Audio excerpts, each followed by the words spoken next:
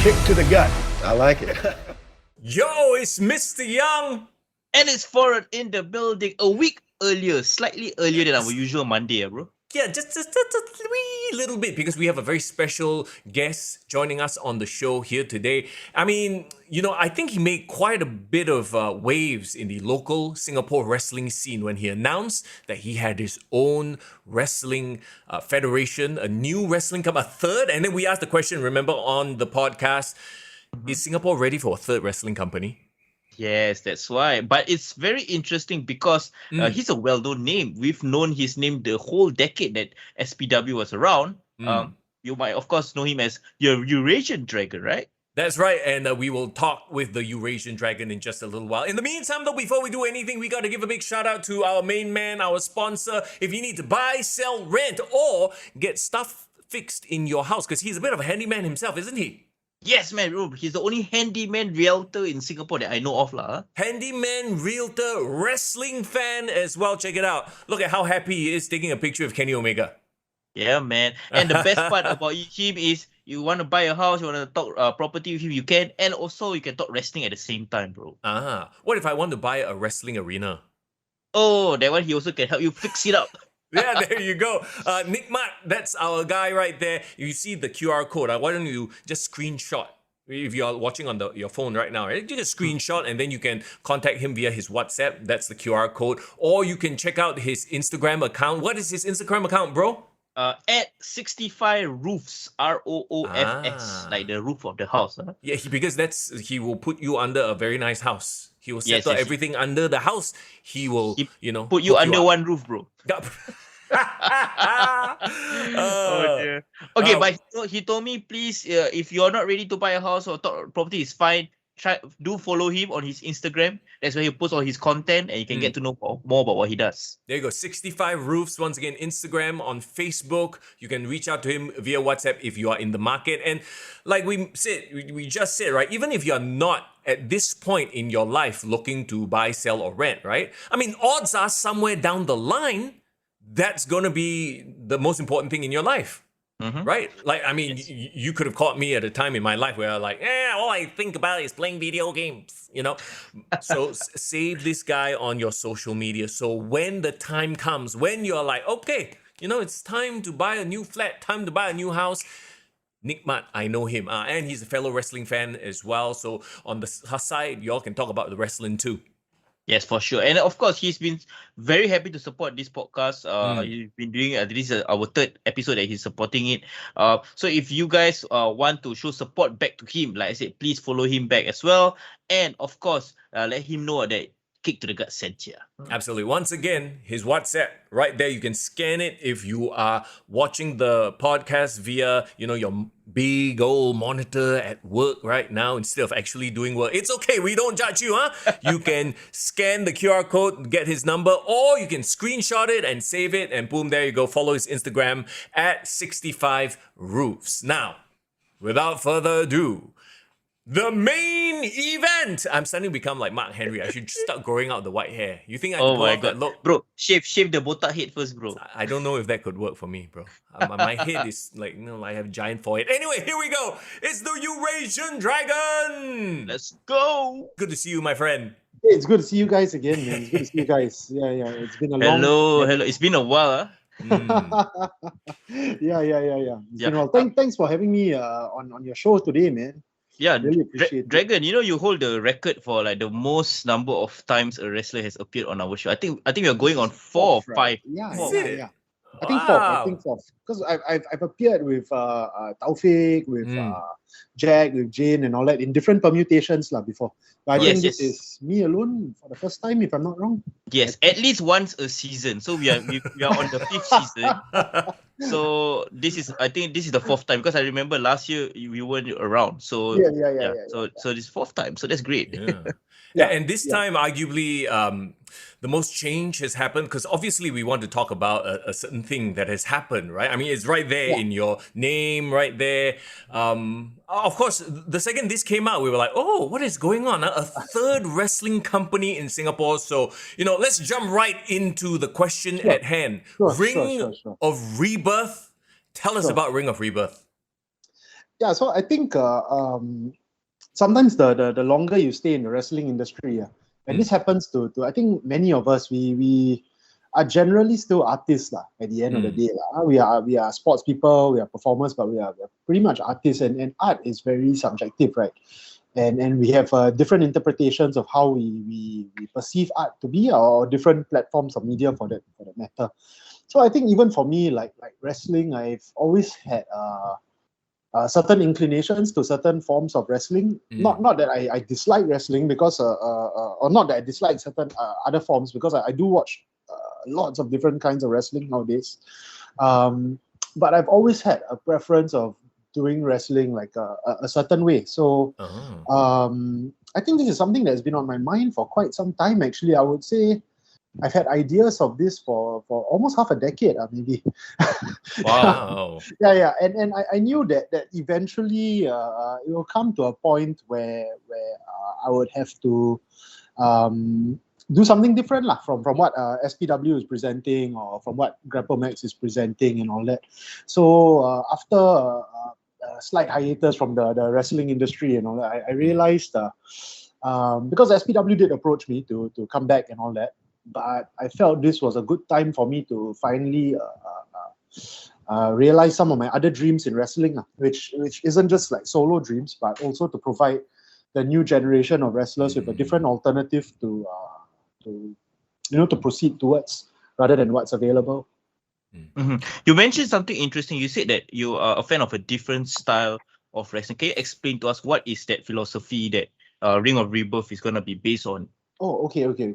So I like to take feedback from people when they watch wrestling, whether it's our local companies, or whether it's stuff that we find on YouTube, or whether it's from like the WWE network, that.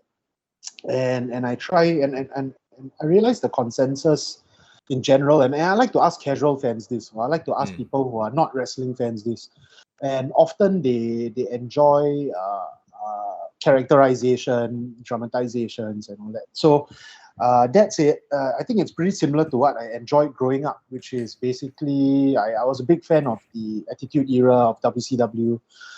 In fact, I'm one of the few people that was a WCW fan first before I became a WWE fan. Yeah, during the Monday Night Wars and all that. Right. Who was the WCW guy then? I mean, oddly enough, it was still like the ex-WWE guys, lah. It was people like Bret Hart and Hollywood Hogan, and and Okay. of course, you've got Sting and Goldberg, who are very captivating characters. But of course, like if we rewind time and all that, and this is a story I probably shared with you guys before. What really made me want to be a wrestler was still The Rock, lah. Eventually, it was still WWE, lah. But yeah. So like growing up with like being exposed to Southern wrestling, like after joining the wrestling business, so you tend to just do research and watch different presentations. So I realized I was pretty drawn to, in particular, Memphis wrestling, and also like some of the older NWA tapes, or the stuff you find on the WWE network, which is like all the territory stuff and all that. Wow. And, So it's like Jerry Lawler's Memphis, right? Oh, actually, yeah. In a nutshell, one of my new dreams is to be like Jerry Lawler, lah. Not the commentator, but the promoter and the coach and the wrestler like that he was. Which basically, in a nutshell, in case younger listeners are watching and they're not aware of what Jerry Lawler's real legacy was that he was kind of like a interchange, like a melting pot, and he had these strong relationships with like various companies. He had working relationship or work shoots with the WWF, with ECW, with the NWA, and you've got a who's who of talent that were passing in and out of his promotion. So that is one of the reasons for me starting Ring of Rebirth, and also, like as it says in the name Rebirth, I think over time you will see some familiar faces come in, but I'm also giving them like a bit of freedom of expression to try something a little bit different compared to where they are currently. So for example, you see a SPW guy come in, but he might be promoted a bit differently, he might be pushed a bit differently and all that. So yeah, it's also another avenue for local wrestlers to come and ply their trade against my students, and so it's also a good place for my students to gain experience working with people from different companies or countries and all that. Yeah.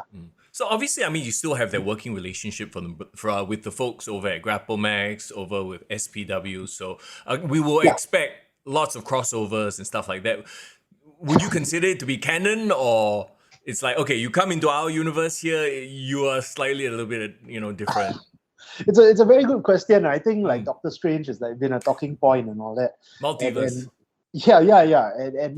And just like my admiration for Jerry Lawler and what Memphis presented to the territories back in the day.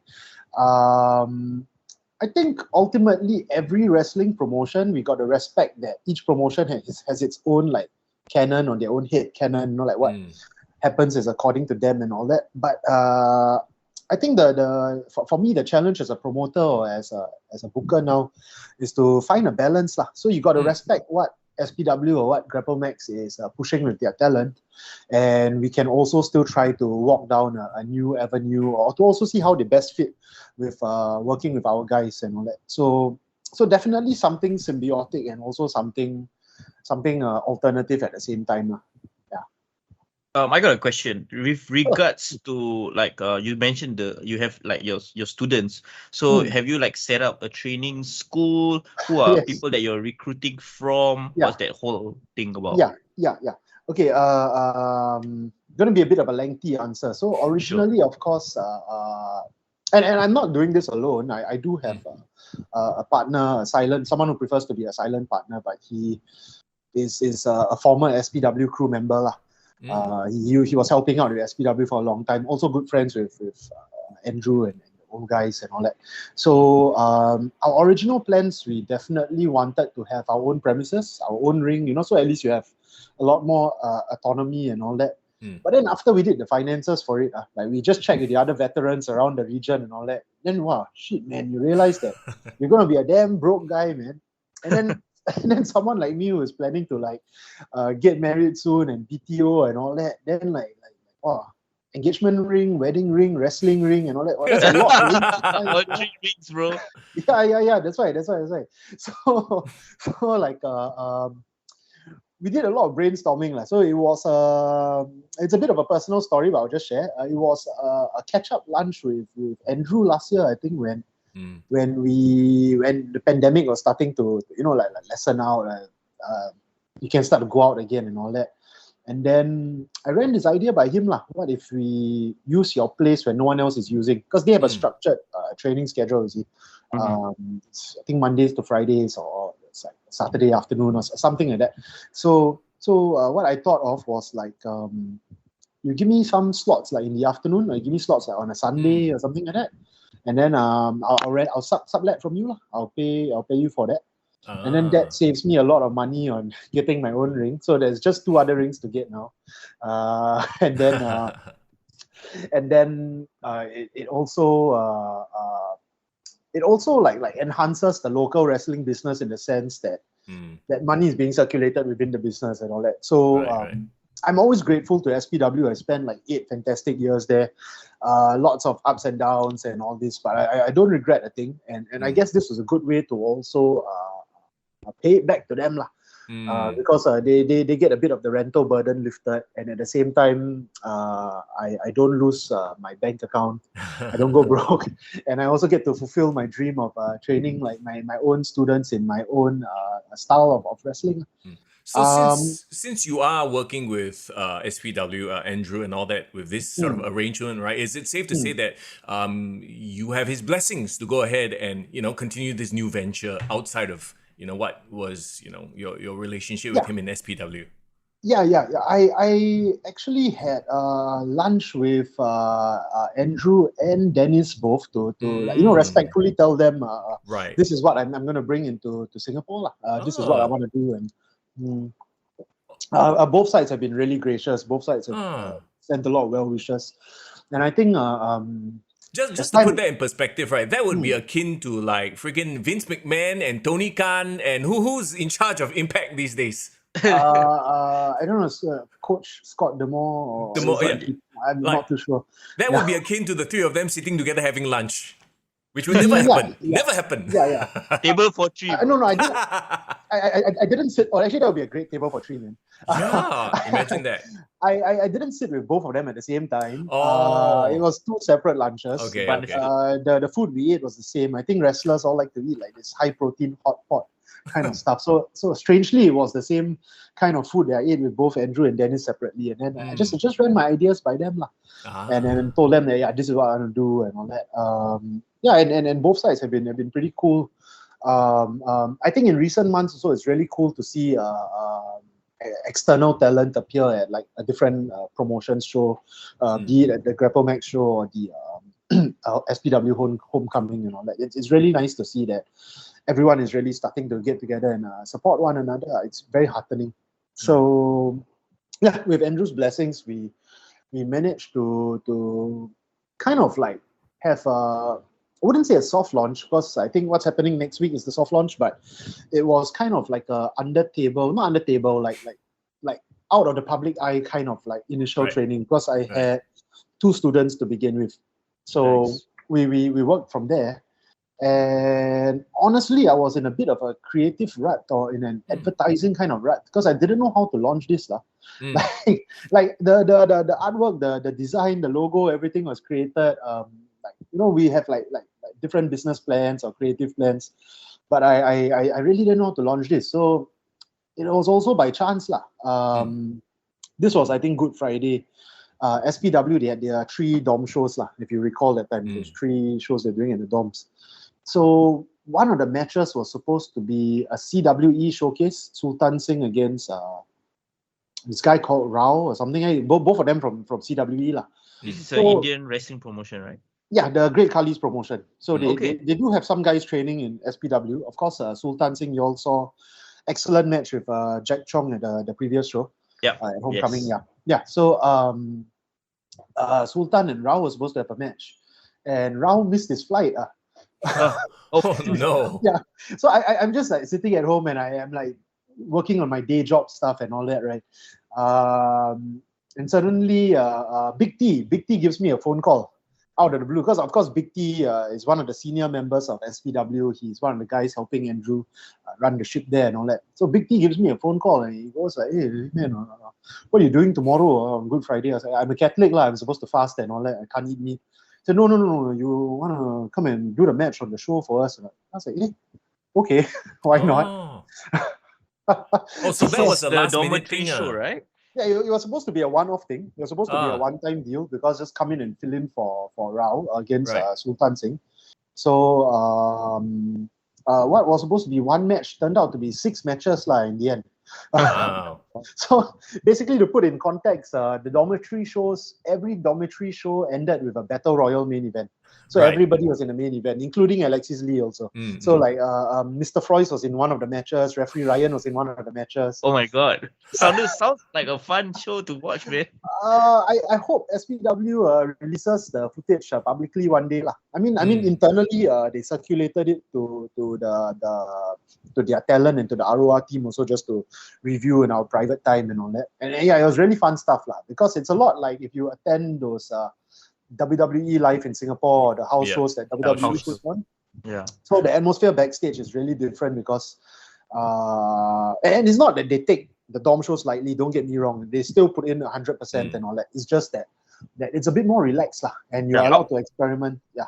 I'm a bit curious, because you mentioned 6 matches. So you guys have multiple dormitory shows throughout the weekend, or what?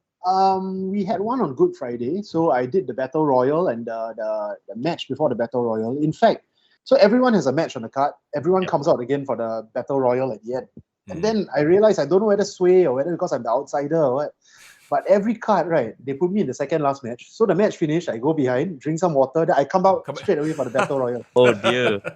I think that was the first Battle Royal where I was supposed to last until the final 4. Then I was like, oh my gosh, at the end of it, damn tired, yeah. Wow. I'm not getting any younger. So wow. And then so this was the trend lah. So I think there was the final show, I was in a Southeast Asian title match against the former champion Statement and Big T triple threat. So of course in the main event you got to like do a little bit more. You got to fight harder for the belt and all that. Mhm. And then immediately after the main event, go backstage, drink water, come back out for the battle royal again. So Wow, non-stop bro. battle royals. Yeah, that's right. But it's fun lah. It's fun lah. It's always nice teasing eliminations and all that, like hanging on to the rope with one hand, and then Sodic comes and like check your leg, whether the leg touch the floor. Yeah. And then you can like hold the rope with one hand, and then you can tell him, Right. no, it's not Yeah. touching the floor. This is a bit of a sidetrack, but like, how Right. does it feel to be back, like in front of like the migrant worker crowd? Because I remember you told me previously that's like one of your favorite crowds to perform in front of. Yeah. I think it's because I have experienced wrestling in South Asia, in Nepal and in India, and in of course in India it was a Hindi crowd, and in Nepal it's the Nepali crowd, and the migrant workers are mostly from Tamil Nadu or from other Southeast Asian countries. But I also enjoyed the fact that society is very different for these people, so they react very differently. It's very similar to wrestling in a overseas show, but here locally lah. And also the migrant worker crowd is a slightly controversial thing, but they are they have security teams attached to them lah. I guess it's just the house rules for staying in the Right. dorms. Right. So they are very afraid to express themselves, whether it's booing or cheering. Oh. So one of the challenges, like for a few of us, is to just make them noisy as possible lah, because we realize there's a different style, you see, for working a migrant worker show compared to working in Toa Payoh, Right. or I'm sure like for the Grapple Max boys compared to working for their audience. It's very different sets of fans you are catering to. So the migrant workers, they like brawling and then they don't like cowardice. Like it's just really very old school when you do the migrant worker shows. So so that was that lah. So after I did the first show for them, and then I realized that because they allowed me to walk out in the ROR singlet and all that. So I realized, okay, this is it lah. This is the marketing collateral that I needed to launch it substantially enough lah, rather than like, hey, hi guys, I'm here and I'm doing a promotion, and like there's no momentum behind me prior to this for like a couple of years. So I did one show. I thought it was just one and done, but in the end, Andrew and Big T, they contacted me to come back for the next 2 shows, and then I was very thankful to them. They also challenged me creatively by booking me as the heel, which is why I sent you guys the message the other day saying that Trickster is right. He wasn't joking about me being the heel and all that. Wow. Okay. Yeah, because I was working Sultan Singh, and then the following event it was Destroyer Dharma and Sultan Singh again. So they just told me just play heel, because these guys are going to be cheered, right? And they don't know any of these Singapore wrestling guys. Understood. Because I mean because of their race lah, in the sense. It works lah. As much as people try to like shy away. Identifiable. Yeah. As much as people try to shy away from the whole jingoistic nature of wrestling, but that's sports for you lah. If you're from Birmingham, you're going to support Birmingham. If you're from Manchester, you're going to support either the Manchester clubs. It's just how it works.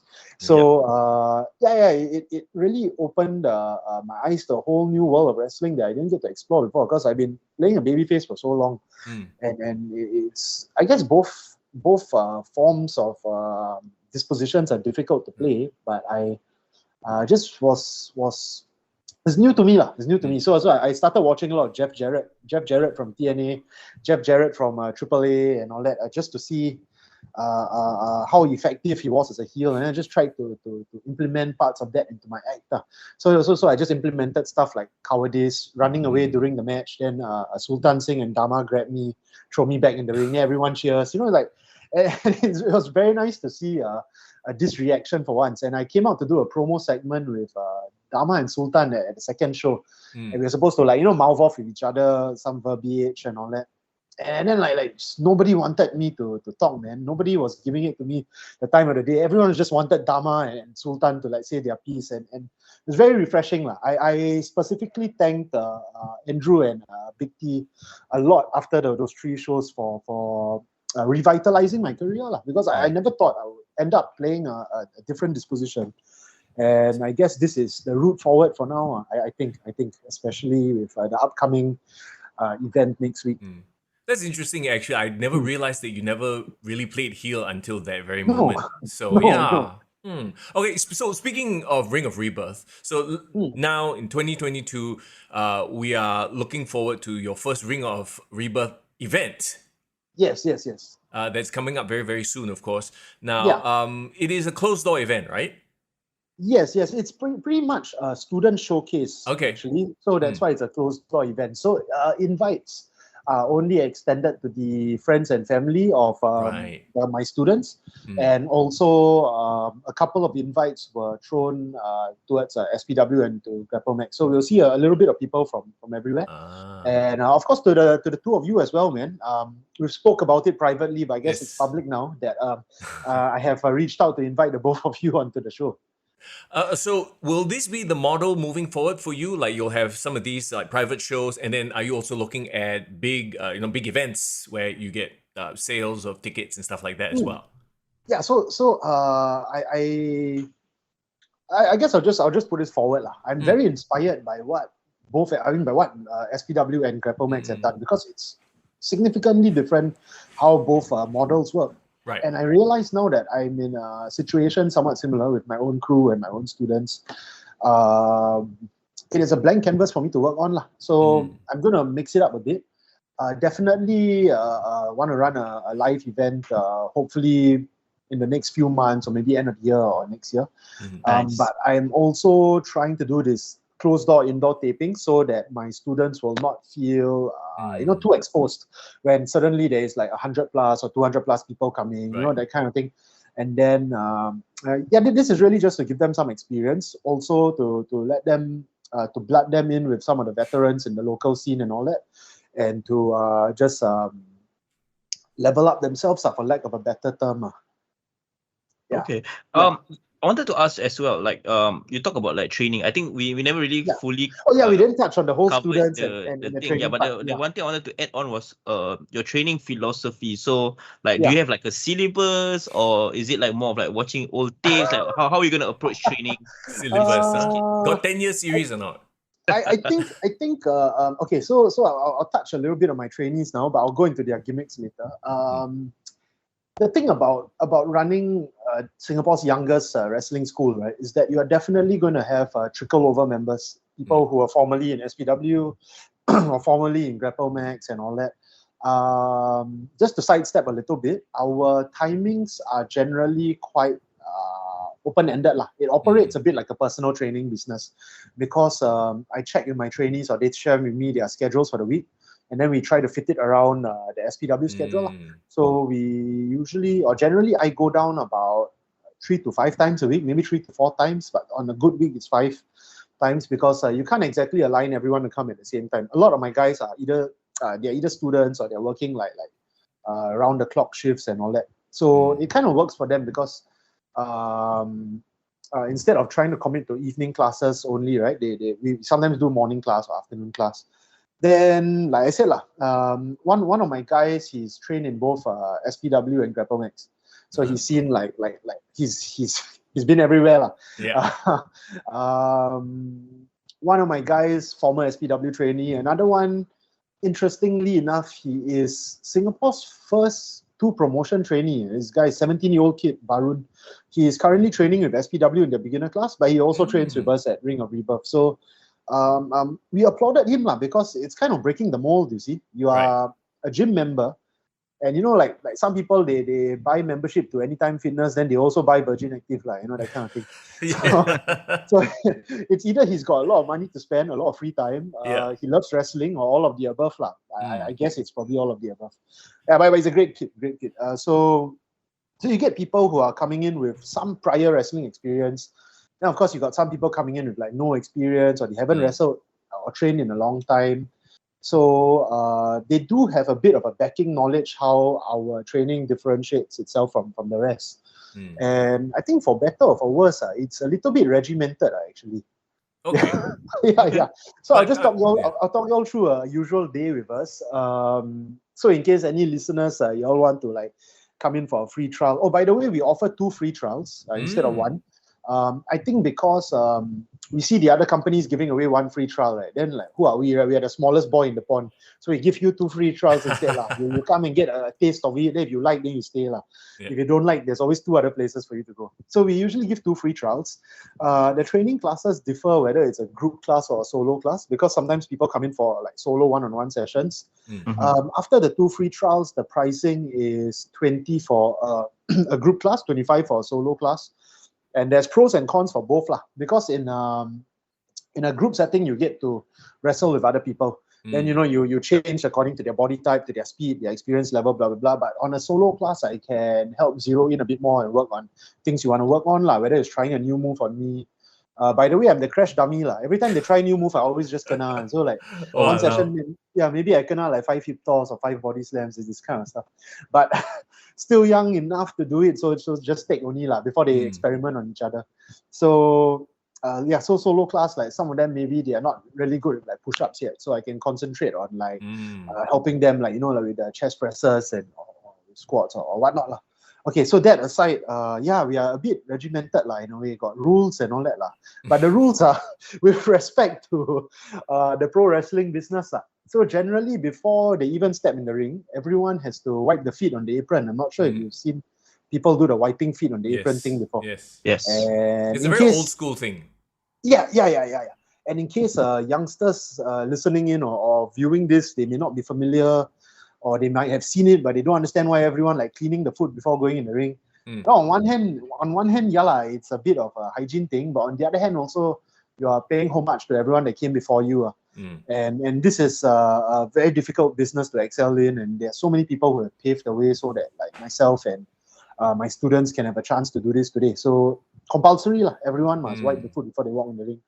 Then we go through some basic traditional wrestling exercises. So it's a combination of like varied squats, Hindu squats, some jump squats, sumo squats to work on the hamstrings.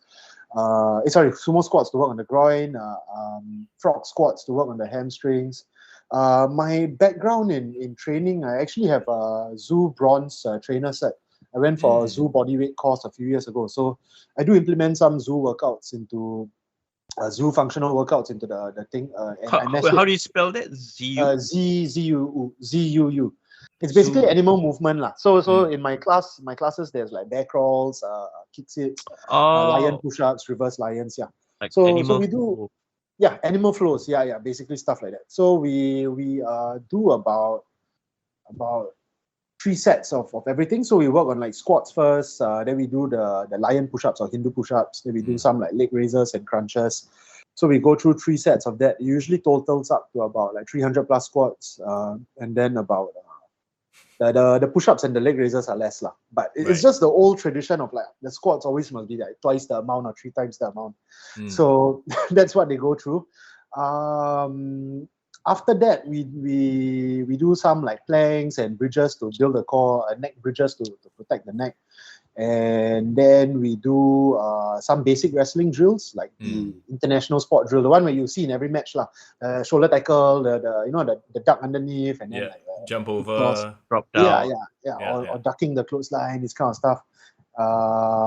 Then we also do some corner drills, like run to the corner, jump outside, or like you jump over the guy. And then that is the end of part 1, lah. Then we all go for water break. So it's really quite regimented, because like we try to like go water break together. We try to hold off the water break also, not because we hate hydration, but it's also to prepare ourselves for future matches. Like you don't see wrestlers drinking water during match unless it's part of the story, lah. So everything I try to structure everything with a reason, lah. So before the wrestling stuff, we do the gymnastic rolls, lah, the front roll, back roll, and all that stuff, just to get them into like learn how to ring position and also learn how to move around the ring and all that. Then usually the second half of class is the teaching part. So if there are newer guys, we teach them how to bump or how to get up or how to run the ropes. Then if they are more advanced guys, maybe we teach them like variations of certain moves, whether it's chain wrestling or slams. Or sometimes if they are a bit more advanced, we teach them how to apply a beatdown, how to do a comeback, how to shine, just the components of a wrestling match, lah.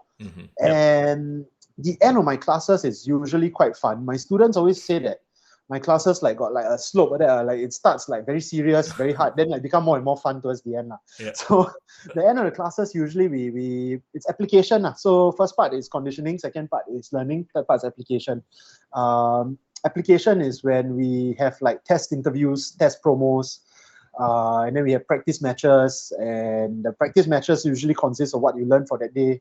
And I try to train them to like think on their feet. So I tell them not to script out everything, but to bullet point their stuff, and then you fill up the in-betweens. And it's very heartening for a coach to see, right? Because at the start, like everyone damn messy. Yeah. So even I also a bit messy as well. But as time goes on, you see them like making a little less mistakes, or they're becoming more creative and all that. And it's it's very rewarding to see. It's very rewarding to see like they're piecing together matches like on the fly and stuff like that. But of course, still a long way to go. We are only 2 months old at this point, and hopefully we end up becoming 2 years old, 20 years old, and whatever. Right. Yeah. So that's basically our class. Oh, sorry. We also got tradition also, the ending part. We will do a cool down together. Some yoga inspired stretches and all that, just to ensure that we don't ache so much and also to let the blood flow better. Then after the yoga cool down, after the stretching cool down, we'll sit in a circle, and then we will shake each other's hands, and we will thank each other for their time and effort for the day. So it's always the opening and the ending is always the same. It's also to show respect to one another and to build a bond. Yeah. Nice. So let's talk about the in-ring product, and what is your vision for the Ring of Rebirth, right? I mean, it's an oversimplification, but SPW, their style is more like, North American sports entertainment, right? And then you look at Grapple Max, their vibe is more like New Japan style. You mentioned Southern style. For those who might not understand what that means, what does that mean?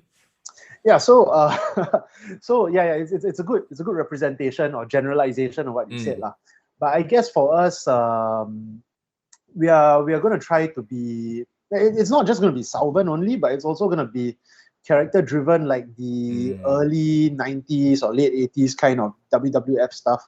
So it's a bit of a mixture or a juxtaposition of both. So Southern style, where you have like beef with one another, and then you like carry out feuds. The promos are like before the match and after the match.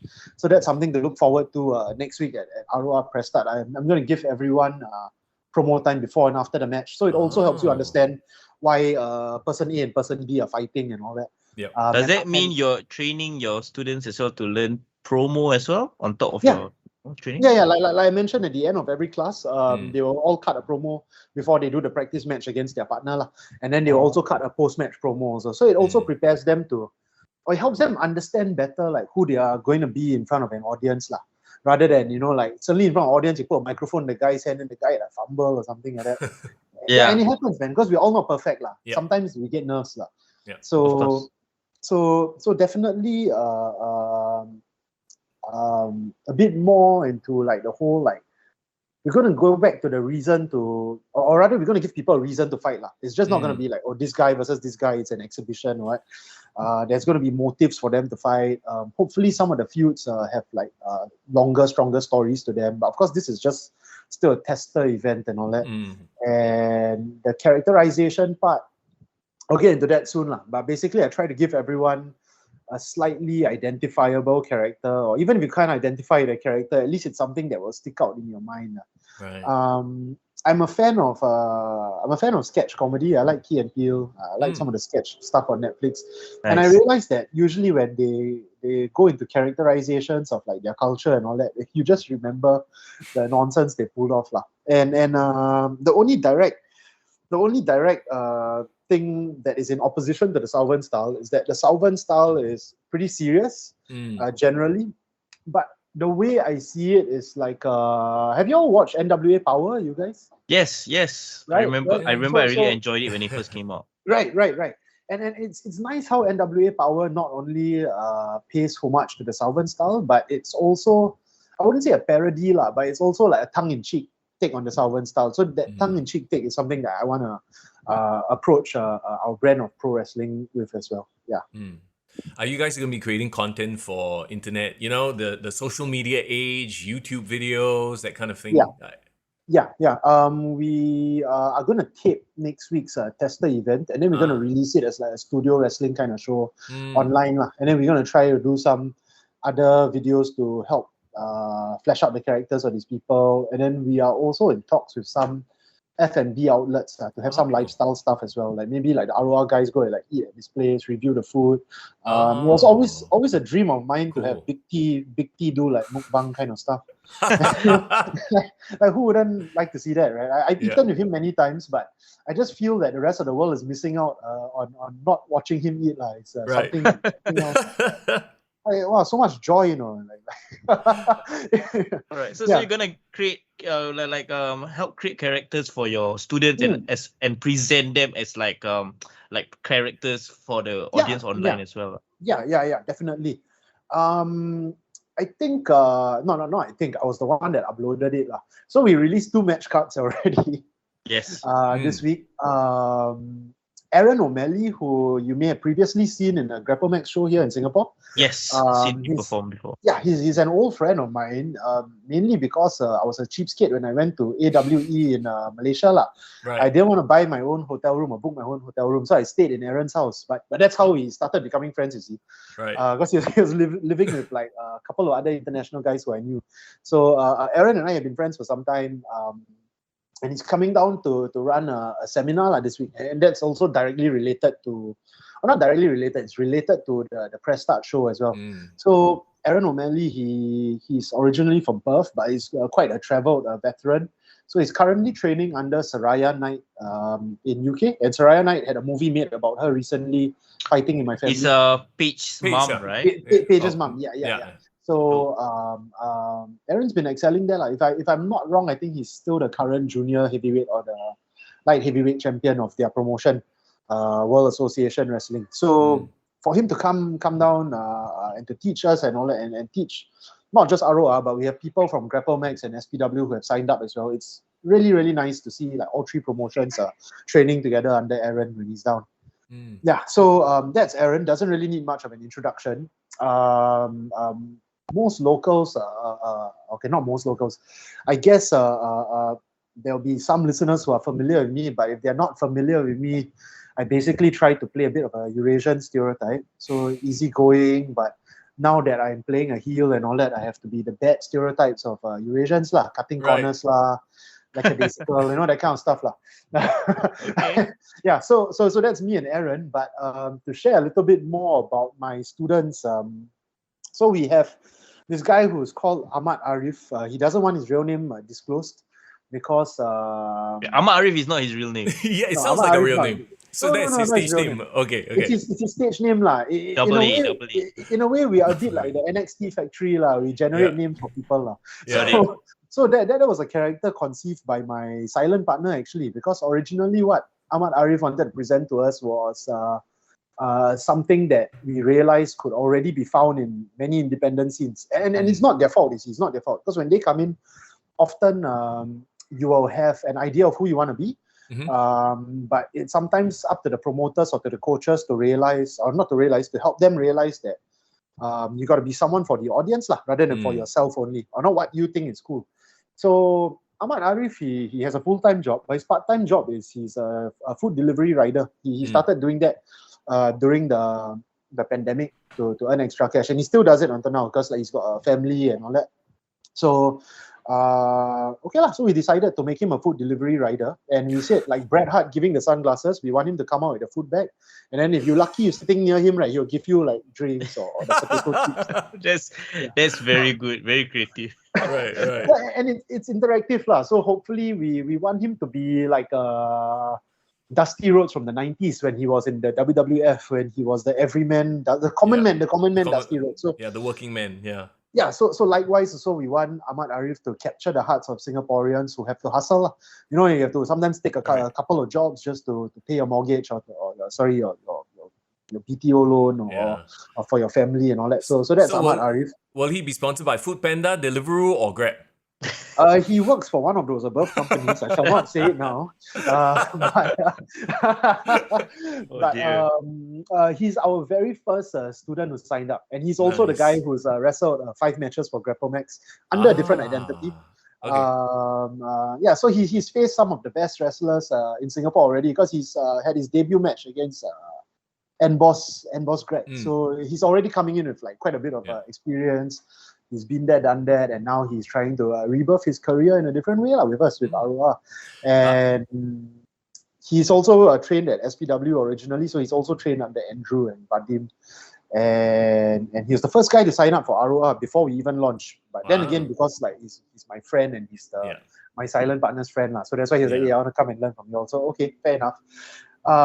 So he's pretty consistent. He's always coming down to train with us, and we rewarded him with this opportunity to face Aaron and myself. I mean, it's more facing Aaron. Like he faces me all the time in training. Right. But this time it's a match situation. So he's teaming up with Big Good Jack, right? Yeah, exactly. So Big Good Jack, unfortunately, he's a very disrespectful young man. After all I've done for him, after all the times I give him advice, now you see everyone's talking about him. He's fighting against SEMA, fighting against like people from Japan, and he's had like title shots, and he's defeated Sultan Singh and all that. So this is one of those instances, and some of my friends, they feedback to me, they say it's a very strange way how Jack got his booking, because he was calling me out online on the Instagram stories. I was calling him out also. And then I was getting fed up with him. Now I was saying that, you're talking so much, I'm going to put you in my show. I'm going to walk to the ATM now. I'm going to draw money now. I'm going to like pay you match money to come to my show. Right. And you're going to face international talent, and you're going to face me also. So that's how Jack ended up on the card. So in case you're a young aspiring wrestler and you're figuring out how to like wrestle for other promotions, you piss off the promoter. Then the promoter angry with you, but he knows that you're talented. Then he will book you, and he'll book himself against you. And then he'll like try to beat you up. So that's how Jack ended up in the match. But it's also very meaningful to me because Jack is one of those original guys I took under my wing. And then Ahmad Arif, of course, is someone who's newly under my wing. And then it's nice to see how they're going to mesh together. And how they're going to like do against Aaron and myself. So that is the advertised main event. We only advertised 2 matches, but I'll get into why later. So the second match is basically 2 of my new guys pairing up with 2 notable SPW names. So we have Urfi and Destroyer Dharma. And Urfi, very interesting backstory. He was bullied for his sexual orientation when he was a kid in school. He is openly bisexual, and he didn't have a good time growing up. So of course, pro wrestling was an avenue for him to be inspired. And eventually, now he's pretty young. He's 18, and then he started off with us, and he's a fresh.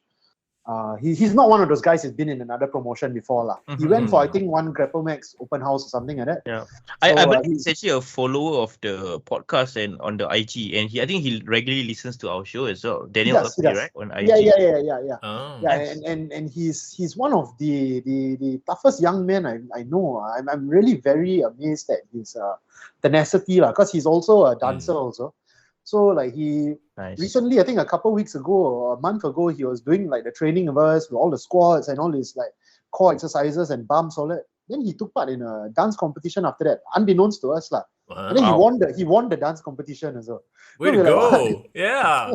Badass. It's badass. Yeah. And then I think a couple of weeks ago, he was supposed to go to Pink Dot after training. And then his friends cancelled on him. And then I said, then what do you do after that? I went to go and play football until night with my friends and family. I was like, what? How you play football when you do like so many squats? I go home, I want to sit down and all that. His father still can play football, all that. So like he really is one of the toughest young men I've known. It's a pleasure working with people like him and Ahmad Arif. And I want to pair him with Destroyer Dharma because I'm not sure if you guys you guys have spoken to Dharma before too, right? Yeah. On your show. And Dharma has a very similar background of he didn't have it easy growing up also. He was a really scrawny kid when he was young. But I think he is a role model for perseverance and believing in yourself and committing to your ideals. So I think Dharma is a good external mentor from a different promotion that can lend valuable advice to someone like Urfi, who is at this crossroads of his life, growing up. Yeah. Then I want to know about their opponents because Big T is on the other team, right? And I have to know about Mr. Gelang. Tell us about Mr. Yeah, the floral shirt, Mr. Gelang. What is Mr. Gelang all about? Yeah, so So basically, I just went through how, like, on one hand, we've got this inspiring babyface tag team, right? Like Daniel Luffy and Destroyer Dama. And then on the other hand, I just grouped them together with the two Lapsap guys I know. Bro, his pose in the poster is like this. He's literally... He's literally doing this. Yeah. Exactly. He's making a bad sign on the poster. Okay, what is on his the poster, deal? What's his deal? Yeah, so what is his deal is also interesting as to how Ring of Rebirth evolved quite a bit also from what we originally wanted to plan. Yeah. So originally what we wanted to plan was like a slightly goody two shoes promotion of like, this is a place you can come for second chances, you can improve yourself and be your best self. But then after a while we realized that play characters that will get the public attention. So that's why he posts like that. And that's why we approve Mr. Geylang character. So he definitely will catch people's attention for sure. Yeah. You'll be surprised. There are veterans from overseas who are messaging me about him. And they were like, oh my. Is he a pimp or is he a frequenter of the lorongs? Yes. Okay. So I'll give you some backstory to him. So why these veterans from overseas are feedbacking to me about him is because open secret about the wrestling industry in Singapore is every time we book foreigners, right, we put them in Geylang to stay because it's the cheapest hotels. Right. And we all, so I never knew that. Who's who of international or regional wrestling all stayed in Geylang, whether it's like AJ Pyro, Sarigala, Wonder Boy, whoever you see coming through. Which hotels are these? your Fragrance, Hotel 81, whichever is cheapest on the Expedia, then we will throw them there. So for fans who want to stalk the wrestlers, just go Geylang, You go just hang around under the coffee shop. You'll never know who comes by. And back then, because I was helping SPW out with like some of the foreign relations or some of these guys, their book is like recommended by me or by whoever else, right? So we are the ones that have to pick them from the airport and bring them to their place of stay. And we won't reveal to them until we start to reach Geylang in the Grab or in the car. We'll be like, hey guys, by the way, this is the red light district of Singapore. I hope you all don't. Too late, yeah, bro. Too late. You're staying here next 4 or 5 days. You're coming home to here every night. So they will all share the same story. All the pimps will be harassing them. Like, hey, sir, come. So that's why, like, when they see this Mr. Geylang being put in the Insta stories or in the match card, they're like laughing. They're like, oh my gosh, you actually characterize the place and all that. Right. So Mr. Geylang, his backstory is basically he works a full-time job. Mm-hmm. He's got a sick mother at home, so he works his full-time job to pay for his sick mother, you see. But at the same time, he also loves Geylang. He really likes Geylang, but he got not enough money to go Geylang. So he signed up for pro wrestling, right, as a means to earn extra money to go to Geylang at night with the match money. He's he an aspiring Mr. Geylang. He wants to be a frequenter of the products. From what I hear him say in all the practice promos is that his aspiration is to be able to go Geylang every night and in the daytime stay with his sick mother and work his job and all that. He wants to go to Geylang to eat hor fun. Oh my gosh, you should hear what are the things that he suggests, man. So I already instructed Referee Sodik. So as you saw in one of the previous posts, Referee Sodik is our director of discipline. Yeah, because he's been a head ref for so long. So I already told Referee Sodik check his pockets for the contraband cigarettes or the cough mixture or whatever and all That's that. Funny, man. So he encapsulates all of Geylang. He will gamble until the police come, then he'll flip the table and run. Very layered character. Very layered. Yeah. He will go to the massage. He said he wants to go to the massage parlor after the match. Then he wants to go to the different lorongs and all that. And then he's paired up with Big T because Big T, I've traveled with him to a number of countries together. And I think like how the Star Wars thing got the prequels and all that. Then Big T is basically the Phantom Menace version of Mr. Geylang. I'll leave it at that. Okay. Got it. So that's why in the write-up also we put there the deviant tag team of Big T and Mr. Geylang. Right. So we try to book them alongside like-minded people. And according to Mr. Geylang, what he told all of us in Ring of Rebirth is that after the match, because you all know I've had some issues with Destroyer Dama in the SPW show, so I put a bounty on Destroyer Dama's head. Mr. Geylang will tell you all more at the show because he will go into detail about how there's a prize money to be won if they can take out Destroyer Dama. That will be his promo in a sense. that's why he's gonna say like he's gonna talk about his sick mother also and how he loves her, but he also loves Geylang. So like he's That's why it's a very layered character. very layered, very layered. A lot of these people all like they come from places and they want to go places, you see. So that's why like pro wrestling is this avenue for them to express their intentions. Interesting. Yeah. Very interesting. Yeah. Then you guys will also hear from Varun lah, because I think he's in a unique situation where he's 17 and he's wrestling for both. He's training at both SPW and Ring of Rebirth. So we're also giving him some time to speak during an interview with our interviewer lah. Our interviewer is Mr. Jerome Douglas. I'm not sure if you all follow the Singapore Premier League, but he tends to interview quite a lot of local players also. He's got his own podcast contributing to the local scene. So he's also a friend of many of the wrestlers for many years lah. So he's What's his IG? Oh shit, man! Is it the Mafi Nilio? No, right? No. That guy is that guy is one of Andrew Tang's friends lah, who became my friend. So he did like a head massage for me. Okay. Solid barber lah. Okay, Jerome is his IG is. Sometimes when people give fake IG handles, very hard. Eurosnob Jerome, EUROSNOBJ. Yeah, Eurosnob. Eurosnob. Eurosnob Jerome. Is it? Yeah. Okay, Eurosnob like EU, like Eurosnob. Yeah. So he's a photographer and an interviewer for the local football scene lah. He's passionate about local sports and entertainment. Right. He also plays in a local music band and all that. So like I really enjoy having him on board the team. He's a friend of mine from National Service Days, and he's attended the very first SPW showcase, which was of course also a closed door invite only event back then. So it's cyclical. So now he's coming in and he's entering the wrestling industry as he's going to be our all-in-one lah. He's going to be our Mr. Froys. He's also going to be our Jesse the Body Ventura and all that. He's going to interview people. He's going to host the show. Right. A bit of Sean Rick also. So he's going to host the show. He's going to interview. He's going to introduce people and all in one lah. Because it's a small setting anyway. Only about 20 plus 30 people will be around. So it'll be a very intimate venue where you'll see a lot of Jerome just like talking to the different wrestlers before and after the match. Yeah. So are you looking to add more matches to this card? Because card subject to change lah. Of course. Okay. Yeah, and another thing I like about pro wrestling is, do you all remember back then in the day, Monday Night Raw, or even Teddy Long's SmackDown, Teddy Long's era of SmackDown, you tune in and suddenly got new main event, got like a tag team match player. Yes. One-on-one with the Undertaker. Yeah. So I definitely want to bring a bit of unpredictability into pro wrestling. We purposely advertised 2 matches, but card subject to change. And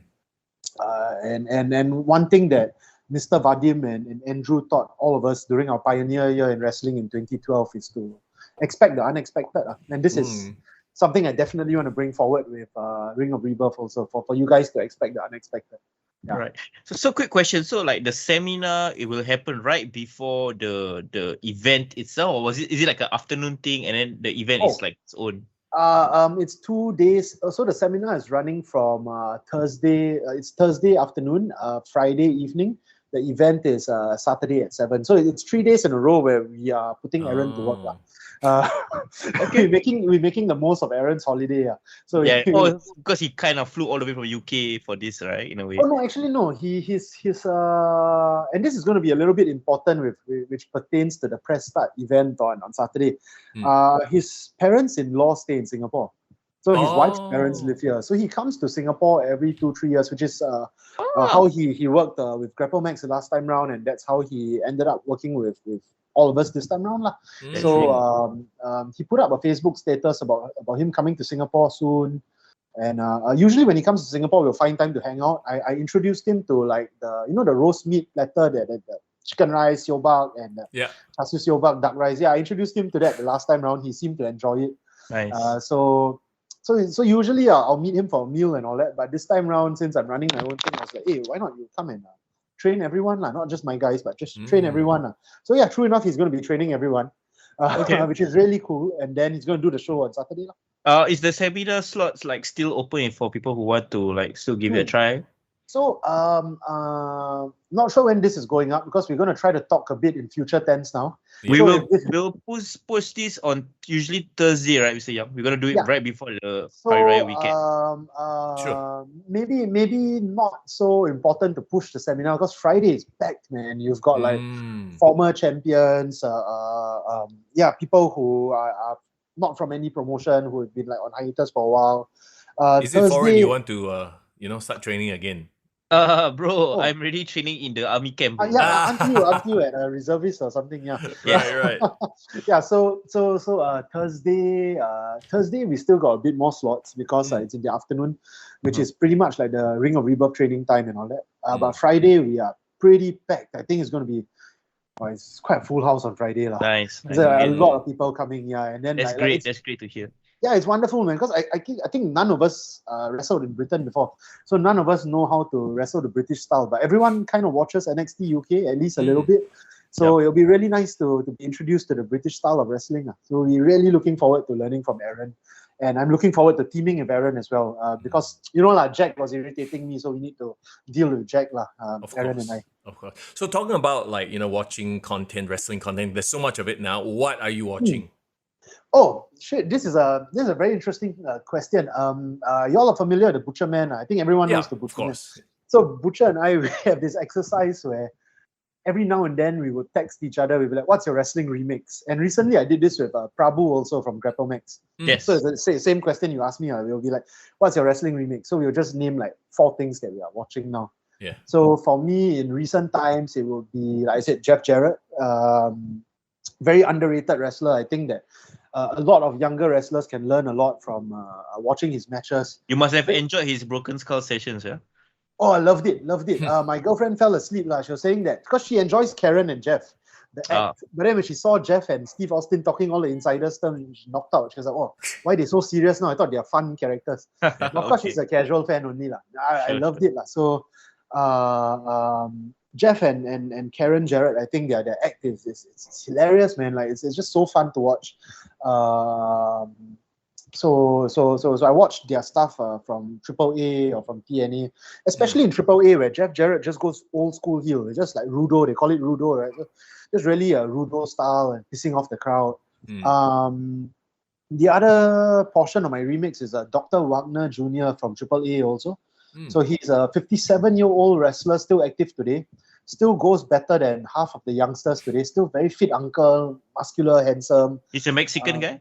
Mexican guy, and then like his matches, for some reason, he's always like bleeding Crimson Mask and all that. But very good storyteller. So I think it comes with age also. Of course, his earlier matches, he's a lot more athletic and all that. But with age, you see how he still is able to wrestle in main event style matches. So he still knows how to command a crowd and tell like a perfect story. So Dr. Wagner Jr., I think the also if young listeners or listeners who are not familiar with Mexican wrestling can look him up. Very, very entertaining.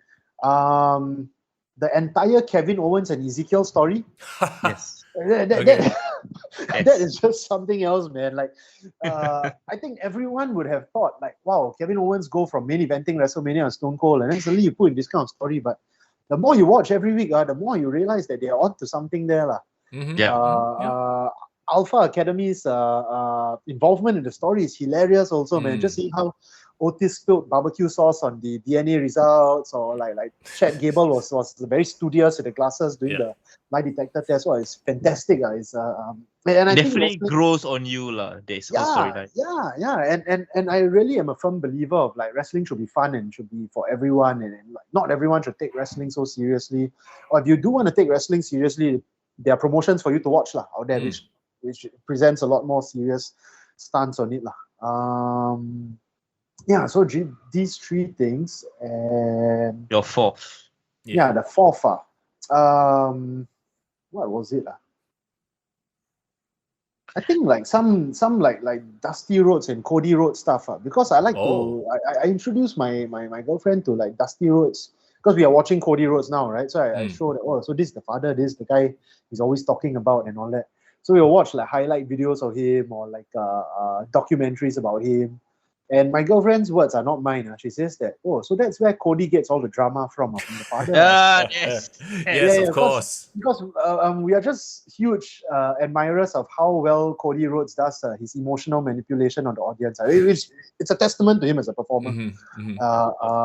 I think today someone was mentioning Meta from SPW. He was mentioning to me today. He was like, "Oh, I can't believe Cody Rhodes went back to the WWE after creating the competition for them." And then I was saying that, it's just wonderful storytelling, man. He's like breached like kayfabe, and he's like crafting like this like crazy ass stories outside of the ring also, and you just can't help but gravitate towards whatever he does. And I think he got that from his dad. So some Dusty and Cody Rhodes stuff as well. I think this whole concept of a wrestling remix thing is actually pretty cool. So like you guys just randomly take each other. Okay, who are your 4 wrestlers or 4 storylines you're watching right now? You're watching right now, and it's a great way to diversify. Because like going back to a conversation I had with Butcherman a few weeks or maybe a month ago, was that he was telling me about a certain style that he wanted to work when he was wrestling. I think Dama or something like that. And then I said that why don't you try to just diversify instead of watching the stuff, because he's really fond of Kenta Kobashi. He's recently implemented this Kenta Kobashi sleeper suplex at the recent SPW shows, which is excellently done. But yeah, so we always encourage each other to diversify what we're watching and all that. Try to pick up some indie stuff or some like British stuff. Oh yeah, I've been watching some Moustache Mountain recently as well. The whole like Trent Seven trying to cheat to keep the title and all that. So like, how do you cherry pick these things? Because you're talking about like very specific segments as opposed to watching like a specific show, right? So how do you cherry pick and find out like, oh, the Kevin Owens and Ezekiel stuff? Because to get there, you have to watch the rest of Raw, which yeah. So basically every Tuesday and every Saturday I will like just watch highlights of Raw and SmackDown. And like, of course, I try to watch Sean every week as well on NXT or Level Up and all that. So I'll just see from the thumbnails. I see like, hey, how come this guy like he's obviously Elias and all that. Then like that's how I get into it. Then the other picks, honestly, by accident. Nowadays in the Netflix age, I don't know if you guys have this problem, but I can scroll like Netflix or WWE Network for like 10-20 minutes. Like what to watch, and not pick anything. Yeah. 100%. So it's a lot of it by accident. I recently started watching a bit of WCW Saturday Night as well, which is from the early 90s when Ron Simmons was the champion, Steve Austin was still with Paul Heyman. So like, just a lot of wonderful different presentations of wrestling that I try to expose myself to. I try not to confine my wrestling bandwidth to just a certain style because I think that's what turns a lot of veterans bitter. That's what turns a lot of fans toxic. When you start to draw lines, you see, like, I'm only with AEW or I'm only with New Japan. Then you start to create this elitist mentality and this esoteric mentality when actually wrestling is created for everyone to enjoy, as many people as possible to enjoy. And, it's a great mentality to have, because like when me and Young we do the podcast, right, it almost feels like we are obliged because of the podcast to like cover like current events. But like if we had that freedom to be able, I'm sure Young, you also would enjoy like randomly pulling out WWE Network and just watching things that we enjoy. So that's a pretty cool way of looking at things lah. It freshens up your love for wrestling. Like you realize that actually very hard to have your love for wrestling stagnate because there's so many things to watch. Really so many things to watch. Well, and especially in this age too, because we have all this access to all the old stuff, right? Through the network, through YouTube, correct, and then all these companies coming out with new stuff. I feel like there's just too much to even pay attention to everything anymore. Even though we cover WWE and AEW, right? I find it's really too much. Oh yeah, because there's how many shows a week, man? Like AEW has 5 shows, WWE has like 5 shows. Thereabouts. Thereabouts. If you include Dark Elevation and all the other stuff. You can tell we don't watch Dark or Elevation. We don't have that much bandwidth. Kenneth, we tried to watch. We did one episode on the podcast where we just watched Dark Elevation. It was a thing. It was a thing for once. Okay, so looking forward, right? Let's say 10 years time. Where do you want to see Ring of Rebirth? I think I want to see us being a very collaborative unit. I want to see us doing shows. I'm very open to this concept of co-branding shows. So I'm actually discussing co-branding with a couple other promotions, hopefully in the future. Nice. So in the future, if like we can do more co-branding shows, and if Ring of Rebirth can spearhead that, or like start the trend of that, firstly, promoters are going to save more money lah. Imagine if like SPW and us share money, or if Grapple Max and us share money, then we're not going to lose that much money, or like the ticket sales also both sides can share. Right. And then like I'm also thinking of co-branding not just in Singapore, but of course overseas as well. Like doing a show in another Southeast Asian country, or having another Southeast Asian country expand here and do shows here, as long as there's a place for, or as long as we are an avenue for students to train, or for wrestlers to pass through, wrestlers from other promotions to pass through, or to have avenue to have more matches with my students and all that, and hopefully steady online content or steady supply of shows and opportunities, then I'll be really glad lah. I am very respectful of how SPW and Grapple Max have reached where they are, and it's very steady and all that. And if we even have a fraction of what these guys are doing, right, I would say that it will really make me very happy, and I'll be very happy that my students have these opportunities. So as long as we just keep up the wrestling ecosystem, nothing too grand. I don't want us to have like a WrestleMania style thing, or because that will make me even more broke. Definitely, as long as we are able to do what we can within our parameters, and just slowly advance from there, I think it'll just be very fulfilling already. Yeah. So in a way, Ring of Rebirth would be like the America Chavez of the MCU of the Singapore wrestling scene. In a way, Do you all get that reference? Because she's the one that creates the portals through the multiverse. Yes. Like y'all can pass through, and I always make it a point to like try to reply to everyone. International wrestlers want to come here, or like other local wrestlers who want to work here, and I always try to just brainstorm with them like what pathways we can work towards lah. I think, like I said, I think art is subjective, and wrestling is also very subjective, and there's no right or wrong answer. So we can see what we can create together. I'm very open to collaborations with all sorts of companies and media. Yeah. If there's any way Kick to the Gut can support you guys, covering your shows, helping introducing the audience or our listeners to you guys, asking some of our listeners to even attend to your shows as well. So let us know how we can do that. Oh, for sure, man. I mean, like right now we're still doing the invite only thing, and it's a good and bad thing that we had to turn quite a few people away. But what we're going to do is for the next showcase in the future, we'll put those on the waiting list for this show onto that show. So at the same time, it also spreads out the audience, and it also gives people something to look forward to. And then as for Kick to the Gut collaborations, for example, I'll be really glad and grateful if you guys can have my students on the show in the future, actually. Because I think it would be good for them to talk about their own journeys and talk about Ring of Rebirth from their perspective. And then y'all can also talk shit about me, that's fine. Because it gives them that opportunity to also like call me out for whatever bullshit or whatever. So that would be great also. And if you guys want to come down and check us out, whether it's for a training session or whether it's like to do some like shared media together to help promote our characters, or if you all want to go on a Geylang tour with Mr. Geylang, we can also arrange to record that also. Mr. Young and foreign Geylang tour.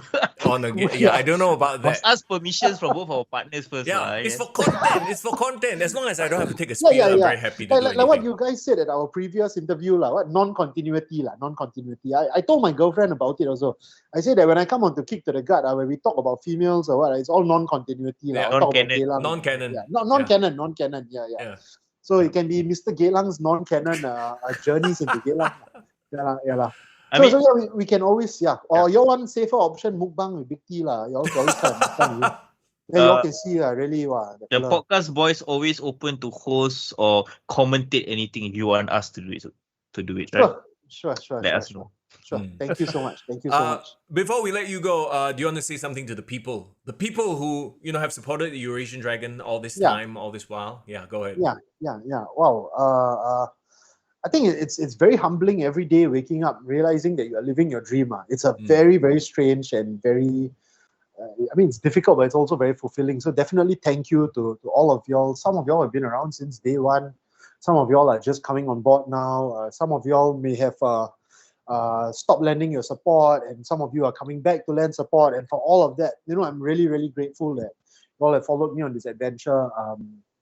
I've always been looking forward for phase 2 in my wrestling career, and then I guess this is officially the start of phase 2, and hopefully like MCU there's like until phase 7 or what lah.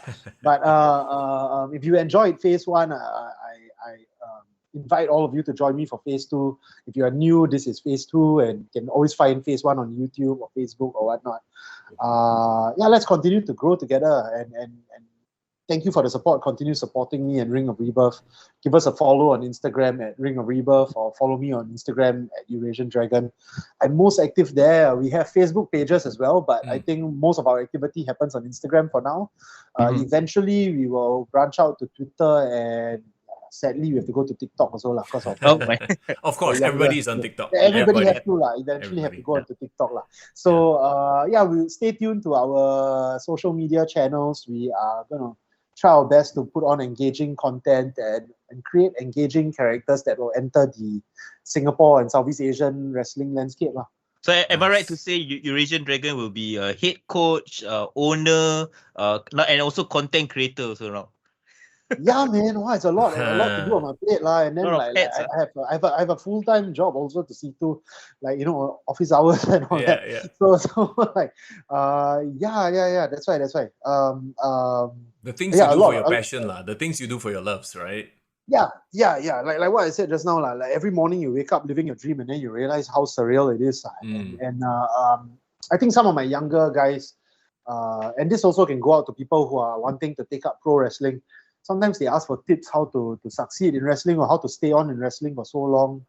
And then like of course, fitness, charisma, looking the part, sounding the part, and all that it goes a long way. But I think the biggest factor is love. You got to love wrestling, and it's the love that will carry you through and will help you persevere through the good times, the bad times, and keep you coming back for more. So just got to keep loving wrestling. And to listeners who are drawing lines in the sand with elitism or supporting one side or another, I really urge all of you to try out the wrestling remix. Just pick 4 different companies, try it out, and you realize how open your heart can be to this beautiful sport of wrestling. Come, Young, give me a 4 company remix. I'll give you mine. 4 company remix. Okay, Sure, we'll see next week. Or wrestler next week. remix also. Wrestler remix. Can. You think about it, and you know. Yeah. Dragon, thank you so much for spending your time with us. We certainly thank you for appreciate having me. Absolutely. Yeah, thank you for having me. We can't wait to see more of Ring of Rebirth. The future looks very bright for Singapore wrestling. Let's put it Thank you. Yeah, I'm excited, man. And I'm looking forward to having you on the show, Young, next week. Sorry we can't have you, Foreign. Enjoy your reservists. We'll do our best. I'll do my best to enjoy it. and thanks for introducing me to Skype, man. In case you viewers are tuning in for in case you viewers didn't realize or didn't know, it's my first time using Skype in my life. Wow. Okay, yeah. Never used Skype before. We're popping his Skype cherry right now. Yeah. I've lost the Skype cherry already. To be fair, we tried to do Zoom, but apparently Skype is more stable. So that's like a tip if you ever want to do live stream. Correct lah. Zoom every 45 minutes, the thing will cut off and all that. And it eats up a lot of resources, but it is what it is. Anyway, once again, Dragon, thank you so much for your time. We will catch up again soon. We'll catch up again soon for sure. I'll see you next week, man. And Foreign, see you soon. I will. Take care. Take Bye, care, guys. man. Thank you so much. Kick to the gut. I like it.